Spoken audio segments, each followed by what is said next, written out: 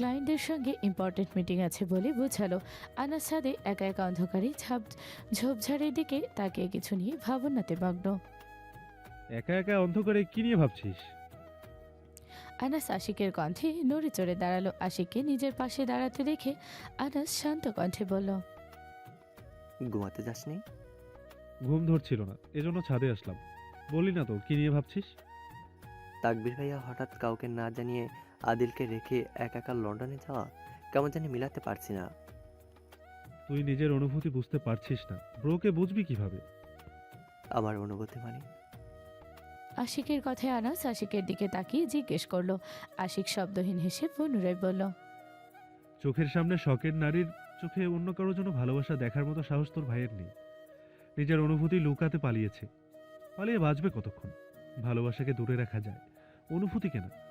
অনুভূতিগুলো তো পিছু ছাড়বে না, দূর থেকে বেশি মনে পড়বে। আর মনে পড়া মানে ধিকে ধিকে কষ্ট পাওয়া। তাহলে ভালোবাসা মানে কি? আমি বুঝবো কিভাবে তাকে আমি ভালোবেসে ফেলেছি? আনাস উত্তরের আশায় আশিকের দিকে চেয়ে রইল। আশিক কিছুক্ষণ আনাসকে বড় করে একটু সময় নিয়ে পুনরায় আশিক আনাসের কথার উত্তর করলো। আমার কাছে ভালোবাসা মানে শখের নারীকে যত্নে রাখা, সম্মান করা, তার ছোট ছোট আবদারগুলো যত্ন নিয়ে পূরণ করা, তার খোঁজ খবর রাখা, তার নিজেকে নিয়ে পাগলামিগুলো দেখে নিজের মনে মানসিক শান্তি খুঁজে পাওয়া। আশিক দম নিল, পুনরায় অন্ধকারে চোখ রেখে বলতে শুরু করলো। আর তুই বুঝবি কিভাবে? যখন দেখবি তার হাসিতে তুই তৃপ্তির নিঃশ্বাস নিতে পারছিস, তার খুশিতে তোর মুখে অজান্তে হাসি ফুটে উঠছে, তার কষ্টে তোর বুক ভার হয়ে আসছে, সে অন্য কারোর সঙ্গে হেসে কথা বলছে, তোর মনে তাকে নিয়ে জেলাসি সৃষ্টি হচ্ছে, তাকে অন্য কারো পাশে সহ্য করতে পারছিস না। হ্যাঁ, তখন বুঝবি তুই তার প্রেমে একেবারে ডুবে গিয়েছিস। যদি সাঁতার জানা থাকে তাহলে কুল সহজে পেয়ে যাবি। সাঁতার না জানলে হাবুডুবু খেতে হবে দোস্ত। আশিক শেষের কথাটা দুষ্টুমি ছলে বলল। আনাস এতক্ষণ যাবৎ আশিকের কথা মনোযোগ সহকারে শুনছিল। আশিক এবার আনাসকে রাগাতে বলল, প্রেম ভালোবাসা তোর জন্য না, এটা আশিকের জন্য পারফেক্ট। শালা আমার কপালটা খারাপ, এতদিন তোর মুখের দিকে তাকিয়ে আয়রাকে বোনের নজরে দেখে আসছি, মাঝখান থেকে আরেকজন এসে নিয়ে যাবে। তোর দেবদাস হওয়ার চক্করে আয়রাকে হারাতে হচ্ছে। বন্ধুর বউ হইলে তাও মনকে কিছুটা সান্ত্বনা দিতে পারতাম। শালা আমার জিন্দেগিতে লাভ লস নেই, পুরোটাই লস। মানুষ পাখির মতো, পাখির উড়িয়ে বেড়ানোর জন্য পাখা থাকে, আর মানুষের ঘুরতে যানবাহন। তবু মানুষের আফসোস, কেন পাখি হলাম না? পাখি নিজের ডানে ভর দিয়ে ঘুরে বেড়ায়, আমি কেন পাই না? মানুষ বুঝতে চায় না পাখিকে উঠতে সর্বশক্তি দিয়ে নিজের ডানায় ভর দিতে হয়, আর মানুষকে ঘোরাতে তার সামনে একজন শক্তিশালী মানব থাকে। কখনো বাবার মতো বটগাছ, কখনো বড় ভাইয়ের মতো আগলে রাখার ছায়া, কখনো মায়ের মতো যত্নকারী যন্ত্র। তবু মানুষের আফসোস ফুরায় না। কারো কাছে এগুলো বন্দি জীবন হতে মনে লাগে। মানুষ নিজেকে একটাবার ভাবে না, আমি তো আস্ত একটা জান্নাতের পাখি। মানুষ যদি চোখ বন্ধ করে একবার ভাবতো প্রতিটা সেকেন্ড, প্রতিটা মিনিট, প্রতিটা সময় আমাদের মৃত্যুর দিকে নিয়ে যাচ্ছে, তাহলে হয়তো এই মিনিট সময়গুলো নষ্ট করতো না। সময় কারো নির্দিষ্ট না, আমাদের জীবন থেকে কিভাবে সময়গুলো কেটে যাচ্ছে আমরা বুঝতে পারছি না। কেটে গেছে আরও 6 দিন। তালুকদার বাড়ি সম্পূর্ণ ফাঁকা। মিমরুপলি বেগম গ্রামে চলে গেছে। আশিক পরের দিন সকালবেলা ব্রেকফাস্ট করে চলে গিয়েছে। আরিশা শ্বশুর বাড়িতে। আয়রা আর আগের মতো তালুকদার বাড়িতে আসে না। আনাস, আদনান তালুকদার, আহাদ তালুকদার তিনজন সারাদিন অফিসে থাকে। আহিনী স্কুলে যায়। আরাতের দিন কাটতে চায় না। এর মাঝেই রশ্মি অসুস্থ হয়ে মেডিকেলে ভর্তি ছিল টানা একদিন। রাহিমা সুলতানা মেয়ের জন্য কান্নাকাটি শুরু করছিলেন। আরাত রাহিমা সুলতানাকে সামলাতে হিমশিম খেয়ে যাচ্ছিল। রশ্মির শরীর দুর্বল হওয়ার কারণে রশ্মিকে মেডিকেলে রেখে রশ্মির বাবা এক রাতের মধ্যে রাহিমা সুলতানা এবং আলভিকে কানাডা নিয়ে যাওয়ার সব ব্যবস্থা করছেন। রাহিমা সুলতানা বর্তমান অবস্থান কানাডা। আরাত দিনে কয়েকবার রাহিমা সুলতানাকে ভিডিও কল দিয়ে দূর থেকে রশ্মিকে দেখে শুধু। আরাত রশ্মির ওপর রাগ করে কথা বলে না। তাকবীর পূর্ব থেকে বিজনেসের সূত্রে এদেশে তো ও দেশে যাওয়া আসা হতেই থাকে, কিন্তু এবার লন্ডন যাওয়ার সপ্তাহ পার হতে চলছে। আনাসের সঙ্গে তাকবীরের যোগাযোগ চলছে। তাকবীর শুধু মাঝে মধ্যেই নিজ থেকে নিজের ফুফি অর্থাৎ আনহা শেখকে ফোন দিয়ে কথা বলে। আরাত আজকে কলেজ যাবে, রেডি হয়ে সোফাতে বসে ভাত খাচ্ছে আর টিভি দেখছে। আনাস অফিসে যাওয়ার জন্য বের হতে আরাতকে দেখে দাঁড়িয়ে গেল। বরিশন। হ্যাঁ ভাইয়া, আমার টাকাটা সোফাতে রেখে দাও, আমি নিয়ে নিব। আরাত খাওয়া অবস্থাতে টিভির দিকে চোখ রেখে বলল। আরাত ছোট্ট করে দীর্ঘশ্বাস ফেলে পকেট থেকে ওয়ালেট বের করে 1000-এর নোট সোফাতে রাখলো। পুনরায় আরাতকে জিজ্ঞেস করলো। ইরাকে দেখি না, ও আসে নাই এ বাড়িতে? আরাতের এবার টিভি থেকে চোখ ফিরিয়ে আনাসের উপর রাখলো। আনাসকে প্রশ্নভরা চাহনি নিয়ে তাকাতে দেখে আরাত গলা খাকারি দিয়ে বলল। না, আয়রা আপু আসে না। কেন আসে না? এসে কি করবে? কি আর করবে, আমাকে জ্বালাবে। আনাস নিজের মুখ ফসকে বলা কথায় নিজেই বেশ অবাক হলো। আরাত আনাসের দিকে ভ্রু কুচকে চেয়ে রইল কিছুক্ষণ। পুনরায় আনাসকে বাজিয়ে দেখতে বলল। আয়রা আপু আগে ফ্রি ছিল, এজন্য টুকিটাকি আমার সঙ্গে মজা করছে এখন। এখন এখন কি বল? ফ্রি ছিল মানে? ও কি এখন ফ্রি নেই? আর তুই যেটাকে মজা বলছিস, এটাকে মজা না, পাগলামি বলে। হঠাৎ আনাসের মেজাজ তীর তীর করে উঠল। আনাসকে রেগে যেতে দেখে আরা ধীর ঠান্ডা কণ্ঠে রেগে বলল। তুমি তো আয়রা আপুর ভালোবাসা মানতে চাও না, এটা মানো তো। মুখের কথা বুকে এসে লাগলে মানুষ চুপ হয়ে যায়। আয়রা আপুর নিঃসঙ্গ জীবনে রাফি ভাইয়ের এসে পরিপূর্ণ করে দেবে। আই নো এটা একটু খারাপ লাগবে, but you know it's okay. সব কিছু মেনে নিতে হয়, কারণ তুমি আয়রা আপুর ভালোবাসা পাওয়ার যোগ্য না। আরা টাকাটা হাতে নিয়ে প্লেট সহ কিচেন রুমের দিকে গেল। আনাস বোনের দিকে তাকিয়ে কিছুক্ষণ ঝিম ধরে শূন্য দৃষ্টিতে চেয়ে রইল। পুনরায় নিজেকে পাত্তা না দিয়ে চলল অফিসের উদ্দেশ্যে। আরাত কলেজে পা রাখতেই সবাই অদ্ভুত নজরে আরাতকে দেখছে। তাদের চাহনিতে বলে দিচ্ছে তাদের খুব প্রিয় কিছু আরাত কেড়ে নিয়েছে যেন। আরাত সবার নজর অগ্রাহ্য করে ক্লাসে চলে গেল। সন্ধ্যা আগে থেকে ক্লাসে ছিল। আরাত আসার কিছুক্ষণের মাথায় মীরাকে আসতে দেখা গেল ক্লাসে। সময়টা দুপুর 12:58। আরাত, মীরা, সন্ধ্যা তিনজন গল্প করতে করতে টিফিন পিরিয়ডে ক্যান্টিনে এসে বসলো। মীরা বরাবরই চুপচাপ স্বভাবের মেয়ে। তিনজন বসতেই দেখলো তাদেরকে নিয়ে আশেপাশে বসা মেয়েদের ফিসফিস করতে। সন্ধ্যা পিছু ফিরে তাদের কিছু বলতে যাবে, আরাত সন্ধ্যাকে বাধা দিল। বাদ দে, হুদাই টাইম নষ্ট। ওরা আমাদের নিয়ে কিছু বলছে আর তুই বাদ দিতে বলছিস? যেহেতু আমাদের নিয়ে বলছে, তাহলে ভাব আমরা সেলিব্রিটি। আরাতের কথায় মুচকি হাসলো মীরা। সন্ধ্যা মুখ বাঁকা করে বলল। সেলিব্রিটি এসে গেছে।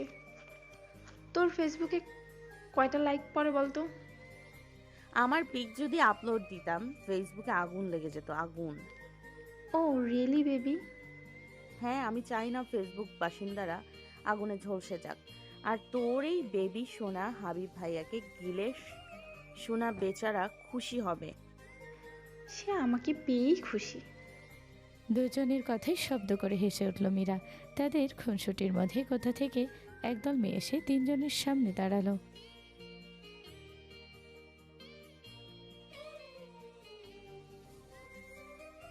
একদল মেয়ের মধ্যে শার্ট প্যান্ট পরিহিত একটা মেয়ে। মাথার চুলগুলো বেবি কাটিং দেওয়া, দেখে মনে হচ্ছে বড় লোকের মেয়ে আদরে আদরে বাদর হয়ে গেছে। আরাদের নিজের দিকে ভ্রু কুচকে পা থেকে মাথা অবধি পরক করতে দেখে মেয়েটা এবার উচ্চস্বরে বলল। নো। মীরা মেয়েটার উচ্চস্বরে কথা বলাই চমকে উঠল।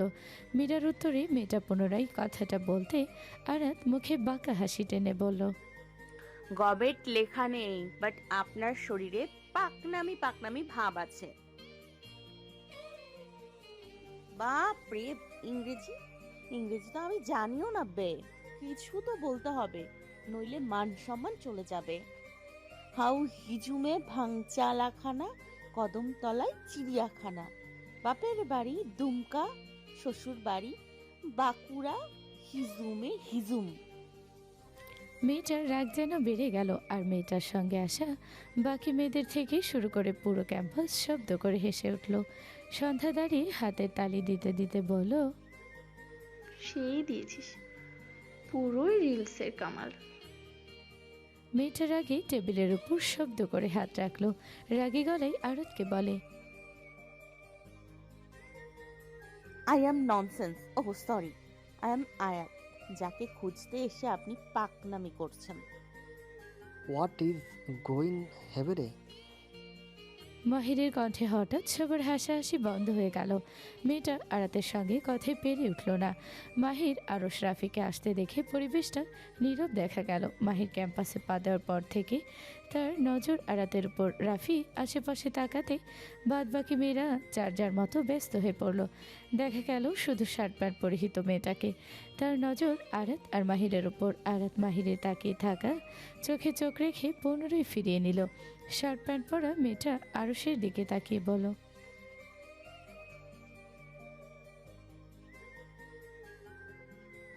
শার্ট প্যান্ট পরিহিত মেয়েটা ক্যাম্পাস থেকে বের হয়ে গেল। আরাত মেয়েটার প্রথম কথার অর্থ বুঝতে না পেয়ে রাফির দিকে তাকালো। রাফি কথা ঘোরাতে আরাতের কাছে আয়রার কথা জানতে চাইল। আমার আপন বেআইন কেমন আছে বেআইন? আলহামদুলিল্লাহ ভালো আছে বেয়াই সাব। তার ভালো থাকা মানে আমার ভালো থাকা। ওর একটু খেয়াল রাখবে আরাত। ওকে সব কিছু থেকে বের করতে তোমার হেল্প লাগবে। আরাত বিস্মিত চোখে রাফির দিকে তাকালো। রাফির চোখ রাফির কথা বলা বলে দিচ্ছে আয়রার সবকিছু রাফির জানা। আরাত একটা তৃপ্তির নিঃশ্বাস নিল। আয়রার জীবনে একজন দায়িত্বশীল মানুষ আসতে চলেছে, যে সব কিছু জেনে বুঝে আয়রাকে আপন করতে চায়। কিন্তু আয়রাকে আগে সব কিছু থেকে বের করতে হবে। আরাত নিজের ভাইয়ের অবহেলিত নারীকে নিজে যতটুকু সম্ভব হেল্প করবে। আয়রাকে বোঝাবে সামনে তার জন্য সুন্দর একটা জীবন অপেক্ষা করছে। কথাগুলো ভেবে মুচকি হেসে পুনরায় প্যান্ট শার্ট পরিহিত মেয়েটার শেষের কথা মনে আসতেই রাফির কাছে জানতে চাইল, ভাইয়া মেয়েটা কি বলে গেল? ছেলেদের আমার থেকে দূরে দূরে থাকতে হবে মানে? এখন ক্লাসে যাওয়া রাত, আমাদের লেট হয়ে যাচ্ছে। আমরা বের হব এখন। চলো আরশ। রাফি পুনরায় কথা ঘুরিয়ে আরশকে নিয়ে ক্যাম্পাস থেকে দ্রুত পায়ে বের হচ্ছে। আরাত রাফি থেকে চোখ ঘুরিয়ে মাহিরের দিকে রাখলো। মাহির আরাতকে নিজের দিকে তাকাতে দেখে ব্ল্যাক লেদার জ্যাকেটটা শরীরে পুনরায় ঠিক করে নিতে নিতে বড় বড় পা ফেলে ক্যাম্পাস থেকে বের হয়ে গেল। দুপুর গড়িয়ে বিকাল গড়িয়ে সন্ধ্যা হতে চলল। আনাস সকাল থেকে অফিসে মনস্থির করতে পারছে না। সকালবেলা কথাটা মনের অজান্তে একদম বুকে গিয়ে লাগছে। তুমি আয়রাপুর ভালোবাসা পরযোগ্য না, কথাটা মনে পড়তেই টেবিলে মাথা ঠেকিয়ে রাখা বন্ধ চোখ বিরক্তিতে খুলে গেল। নিমেষেই একটা মাথা চালা দিয়ে উঠল। টেবিলে রাখা ফাইলগুলো ছুঁড়ে ফেলে মাথার উস্খুস চুলগুলো দুহাতের মুঠোয় চেপে ধরে নিজের রাগগুলো ঝেড়ে ফেলতে চাইল। কেন কেন কেন কেন মনটা ছটফট করছে? কেন মনটা অস্বস্তিতে ভরপুর হয়ে আছে? কেন কিছুই ভালো লাগছে না? কেন? উফ, I feel disgusted. I hate my feeling.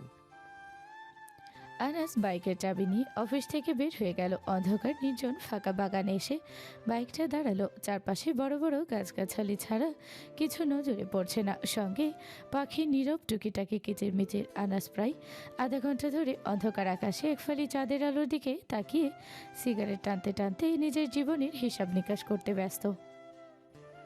আমার কেন এমন লাগছে? ইরার সঙ্গে বাজে বিহেভ করাতে আমার ভেতরে অস্বস্তিকর লাগছে কেন? আচ্ছা, আমি কি ওর কাছে একটা সরি বলে দেব? না না না, সরি বললে আবার পাগলামো শুরু করবে। প্রয়োজন নেই সরি বলার। উফ Anas, cool down, cool down, নিজেকে শান্ত কর। এভাবে চলছে না আমার। তোর সঙ্গে সরাসরি কথা বলতে হবে। হ্যাঁ, আমি কথা বলবো তোর সঙ্গে। শুধু সকালটা হতে দেই না।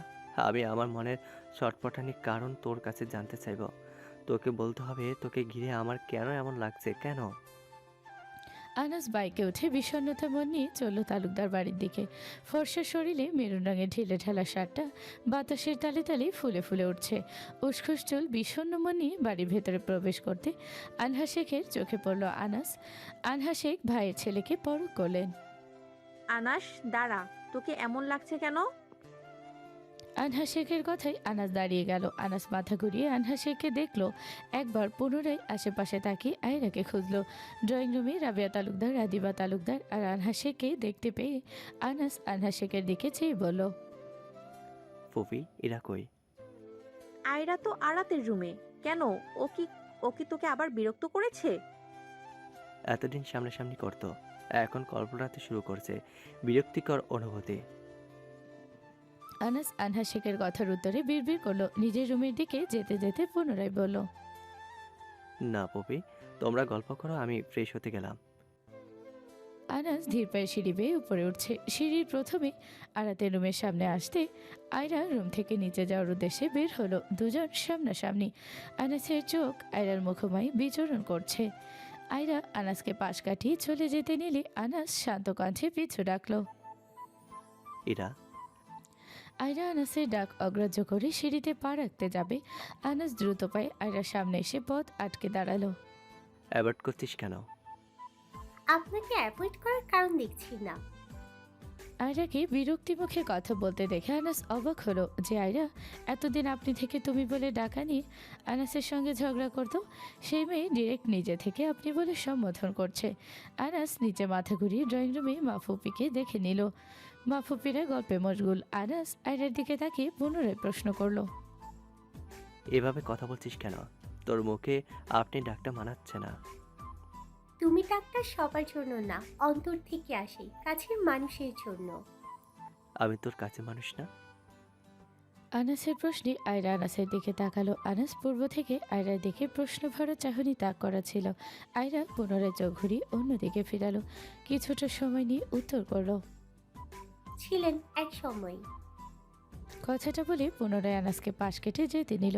আনাস আয়রার হাত টেনে ধরে আড়াতে রুমের দেয়ালের সঙ্গে চেপে ধরে বলে উঠল। তোর প্রবলেম কি? হ্যাঁ, কেন পালাচ্ছিস আমার থেকে? তুই কেন বুঝতে পারছিস না আমি প্রতিটা মুহূর্তে মেজাজ হারাচ্ছি? হুট করে কোথাও থেকে রাগ এসে ভর করে আবার একটু পরে বিষণ্ণতা চেপে ধরছে। এই যে মিনিটে মিনিটে অনুভূতি পাল্টাচ্ছে, এটা নিয়ে আমি নিজেও এখন খুব ক্লান্ত। আমি জানি না আমার কি হয়েছে, জানি না কি করার দরকার, জানি না আমার কিসের অভাব, কিসের কমতি। আমি নিজে এত বদলানোর কারণটাও খুঁজে পাচ্ছি না। আমাকে এই অনুভূতি থেকে মুক্ত করিরা প্লিজ। আয়রার কষ্ট ভরা চোখে তাকালো। নিজেকে কঠোর বানাতে চেয়েছিল, কিন্তু ভালোবাসার মানুষকে ছটফট করতে দেখে নিজেকে এলোমেলো লাগছে এখন। যার জন্য পুরো এক সপ্তাহ তালুকদার বাড়িতে পা ফেলে নাই। নিজের অনুভূতিগুলো থেকে বাঁচতে সারাদিন উপন্যাসের মুখ গুজেছিল। নিজেকে খুব কষ্টে সামলেছে, তবুও মনকে কঠোর বানাতে পারে নাই। দূর থেকে আরও বেশি করে ভালোবাসার পুরুষের প্রতি ভালোবাসা সৃষ্টি হয়েছে। দিনকে দিন ভালোবাসার প্রতি ভালোবাসা বেড়েই চলেছে, কিন্তু মানুষটার প্রতি ঘৃণা জন্মেছে। নিজের আত্মসম্মানে আঘাত হানছে। অনেক তো ছোটা হলো, আর না এবার নিজেকে ছোট করবে না। আয়রা নিজেকে সামলে নিয়ে আনাসের হাত থেকে নিজের হাত ছাড়া মেরে বের করে নিয়ে কান্না ভরা কণ্ঠে উচ্চস্বরে বলল। আপনি আমার হাত ধরেছেন কার অনুমতি নিয়ে? একটা ছেলে হয়ে একটা মেয়ের হাত ধরতে লজ্জা করেন না? আমার চরিত্রকে ছোট করে আপনার স্বাদ মেটেনি, আবার আমাকে চরিত্রহীন প্রমাণ করতে পথ আটকে ধরেছেন। হ্যাঁ, আমি চরিত্রহীন, আপনাকে আর প্রমাণ করতে হবে না। চরিত্রহীনের হাত ধরতে ঘৃণা লাগছে না আপনার? ইরা, অসহায় চোখে আয়রাকে দেখছে আনাস। আয়রা আনাসের চোখে চোখ রেখে পুনরায় বলল। বুকের ভিতর কষ্ট হচ্ছে তাই না? আমারও সেম লাগতো, আমি কষ্টগুলো সহ্য করে নিতাম। আনাস পুনরায় আয়রার হাত চেপে ধরে। বাট আমি সহ্য করতে পারছি না ইরা। কেন পারছো না ভাইয়া? আয়রা আপু তো তোমার থেকে দূরে থাকছে, তোমাকে বিরক্তি করে না, তাহলে তোমার তো দিনগুলো আনন্দে কাটার কথা। হঠাৎ আরাতের কথায় দুজনে আরাতের দিকে তাকালো। আনাস দ্রুত আয়রার হাত ছেড়ে দিয়ে বোনের দিকে তাকালো। ছোট বোনকে প্রশ্ন করতে দেখে আনাস উত্তর করতে পারল না। চুপচাপ তাকিয়ে একবার আরাতকে আরেকবার আয়রাকে দেখছে। আরাত এতক্ষণ রুমের ভিতরে ছিল। আয়রা বের হওয়ার পরপর আরাত রুম থেকে বের হতে যাবে। আনাসের কণ্ঠ শুনতে পেয়ে দরজার আড়ালে দাঁড়ালো। সব কিছু আড়াল থেকে শুনছিল এতক্ষণ। আনাসের শেষের কথায় চুপচাপ দাঁড়িয়ে থাকতে পারল না। রুম থেকে বের হয়ে প্রশ্নগুলো করলো আরাত। কি ভাবছো ভাইয়া? তোমার তো খুশি হওয়ার কথা, একটা চরিত্রহীন মেয়ে তোমাকে আর বিরক্ত করে না। বুড়ি, আমি এটাই মেনে নিতে পারছি না।